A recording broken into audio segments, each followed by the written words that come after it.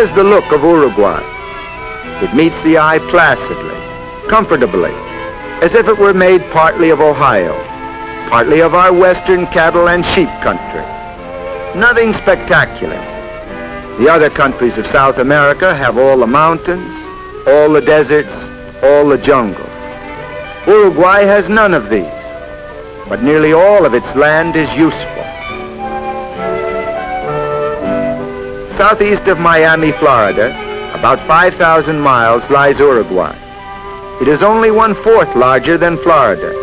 It is the smallest of all the South American countries.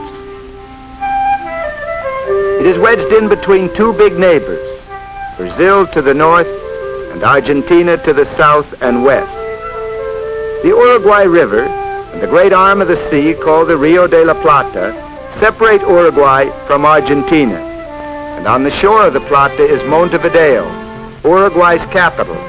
It is one of the world's great seaports.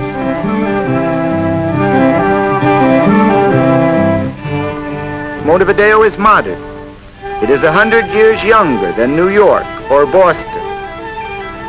There are few reminders of colonial days in Montevideo, but plenty of evidence that this is the chief city of a dynamic and progressive country. Of Uruguay's 2 million people, about 1/3 live here in the capital.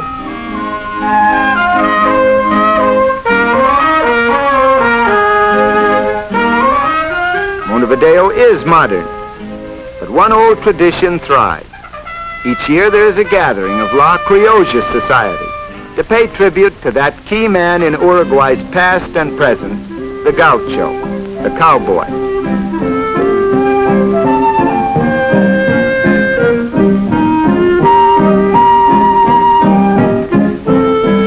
These are cattlemen. Some are ranch owners or executives. Some are workers from the ranches. The whole affair is the city's tribute to the countryside, on which it so greatly depends. For in Uruguay, as truly as in Argentina, the gaucho is the symbol of an important part of the nation's life.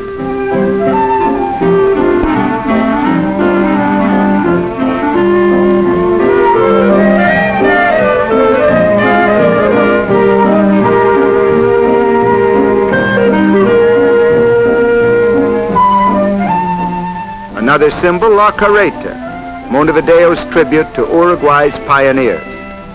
From Spain and Italy they came and drove their covered wagons into the backcountry along the Plata. They came with their goods, their families, and with their love of the soil.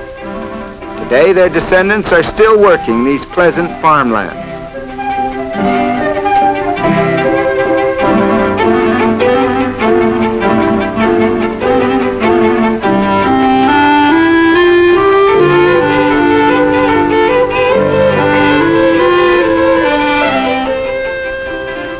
Introduction of modern methods has enabled Uruguay to increase its agricultural output.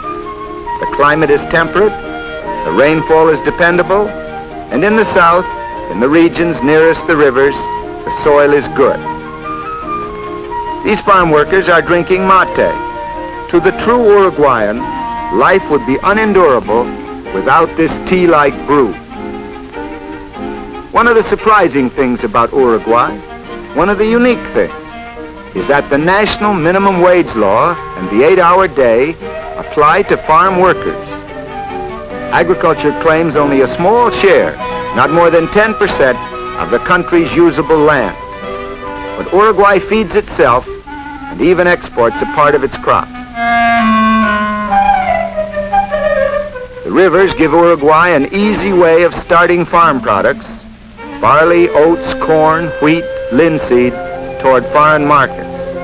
But the total is small compared to the export of wool, meats, and hides.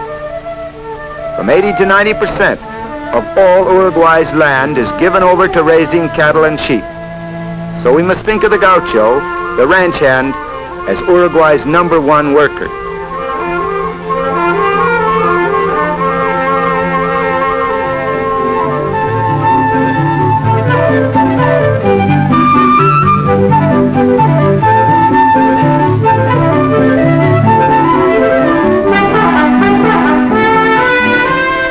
cowboy of Texas or Wyoming has his equal anywhere, it is here in the South American cattle country. The gauchos have a long record, too, for there have been cattle on the plains of Uruguay for hundreds of years.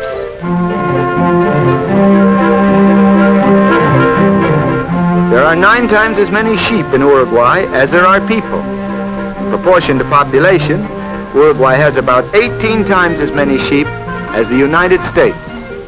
Uruguay looks to her millions of sheep primarily for wool, the country's leading single export.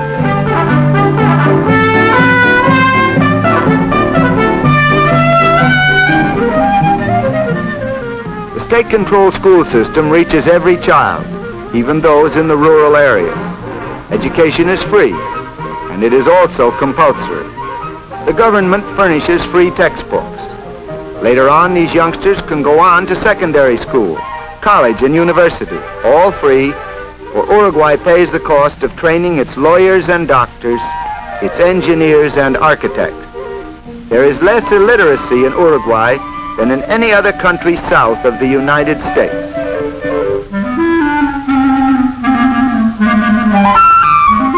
It's roundup time at least once a year on the big ranches. And each year over 1 million head of cattle make the trip to market.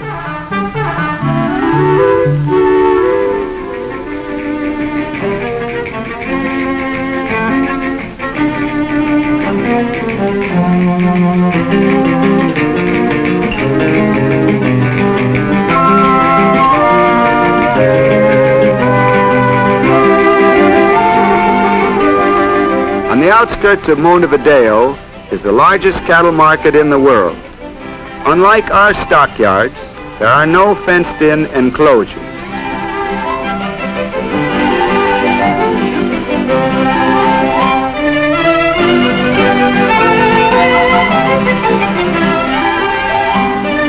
The men we see here are the cattle buyers and sellers.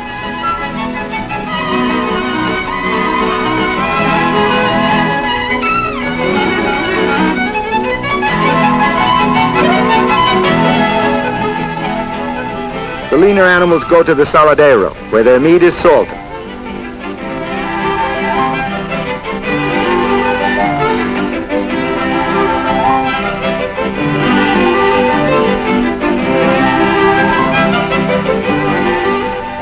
To the frigorifico, the plant for freezing and packing beef for export, go the top-grade cattle.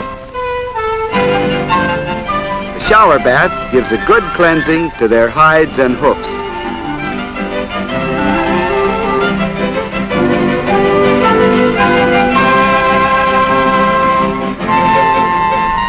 So here in full swing is Uruguay's other major industry.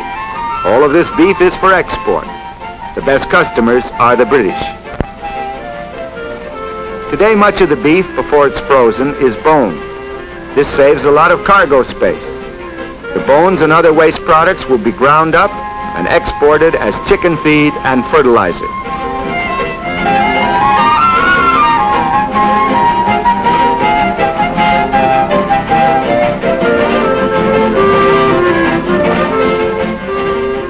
Foreign markets for its meat products and its wool, good harbors and easy access to the world sea lanes, these have meant economic progress and security for Uruguay.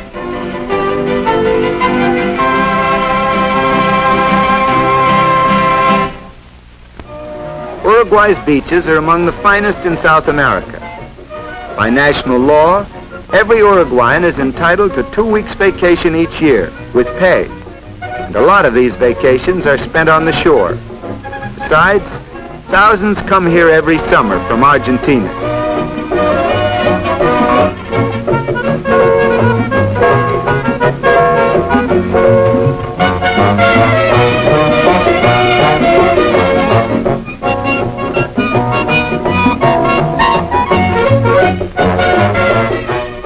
As for the casinos, some of them are state-owned, and all of them are operated under official scrutiny and with the government sharing in the profits. State share is turned back into public benefits. In the long run, the real winners are the common folk, the Uruguayan people.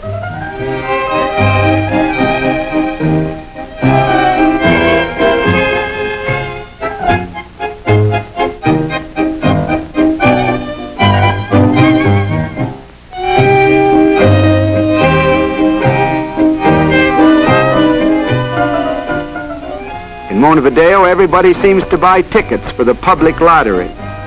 Many loyal citizens criticize government lotteries, but the officials point out that all the people share in the profit. A hospital, a fine one built with public funds. Casinos and the lotteries helped in raising those funds. Here the poor receive free medical care, including the services of doctors and dentists. Other patients are here because the government's health insurance plan entitles them to hospitalization. It doesn't cost much to be sick in Uruguay.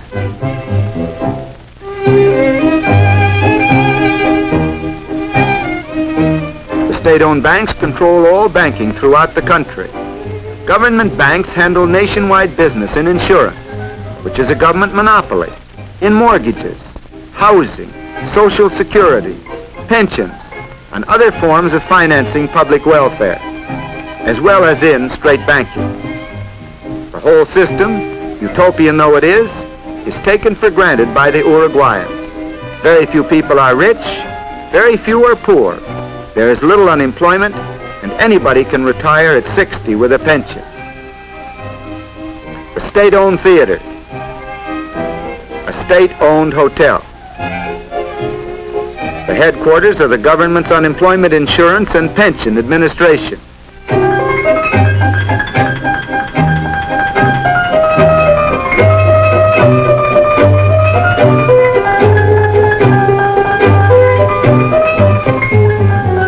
The government owns grain elevators, just as it owns factories for processing cement, alcohol, and petroleum. A citizen is free to go into business.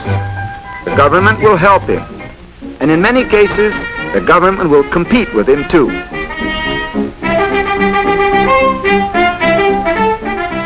Uruguay is well supplied with railroads. Some of the roads are British owned, and some are owned and operated by the state, which has provided its lines with streamlined diesel trains.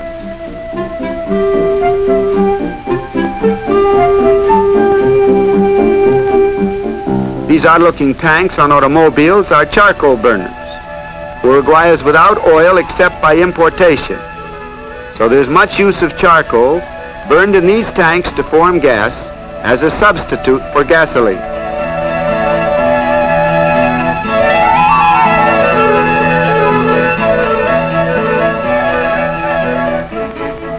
Lack of coal and oil has forced the use of wood as fuel in factories, as in this paper mill.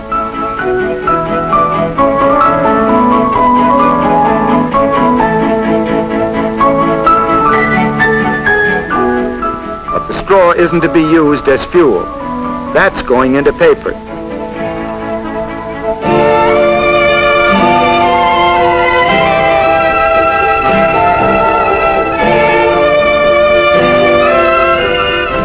Factories like this will increase in number when more motive power is available.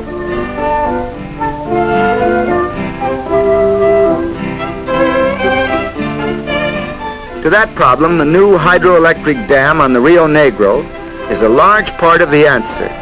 The new dam, financed by the government, was started by German engineers using German equipment.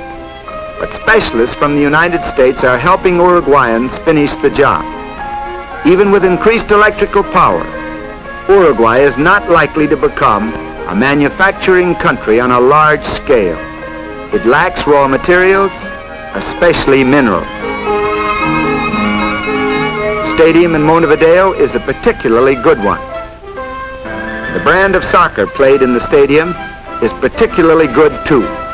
The Uruguayans just naturally take to this game.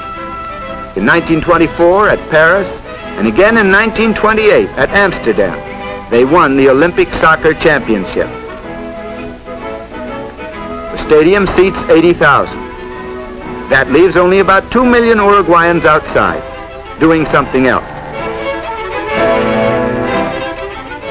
Umpires are the same the world over, always wrong. Notice that this one is given police protection.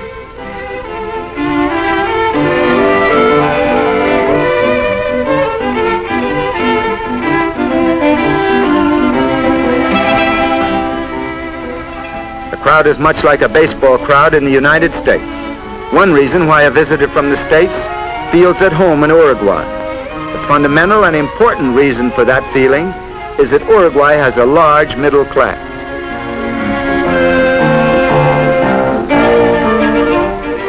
The Senate building, where there has been plenty of proof that Uruguay is a real democracy.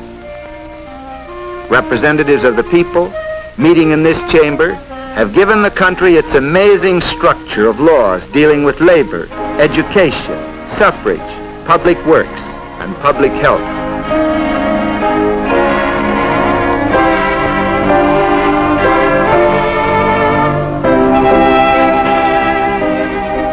Note that some of the senators are women.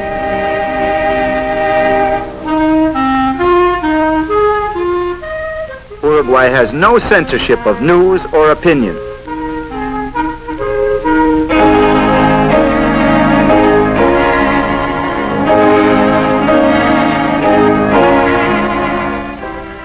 There is complete freedom of speech, a right which is often strenuously exercised here in the Senate. It is an outstandingly progressive and democratic land, and Montevideo is indeed a handsome capital. But in spite of modern skyscrapers and magnificent boulevards, Uruguayans know that the strength of their country has its roots in the soil and pastures of the interior. La República Oriental del Uruguay, to give it the full and official name, is wide, sunlit, and productive. The gauchos and sheep herders are important citizens of one of the most likable of all countries.